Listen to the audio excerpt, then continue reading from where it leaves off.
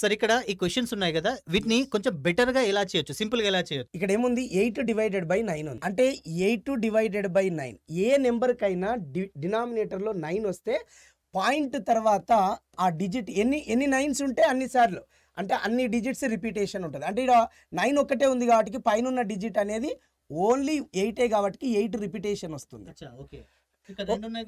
Yes 8/99 అంటే repetition 2 digits కావాలి. కానీ ఇక్కడ ఉన్నది ఏంది 8. 2 డిజిట్ లో ఏం రాయొచ్చు 08 అంటే 0.080808 రిపిటేషన్ వస్తుంది. సో 32/99 అంటే సో 0.323232 అంతే కదా.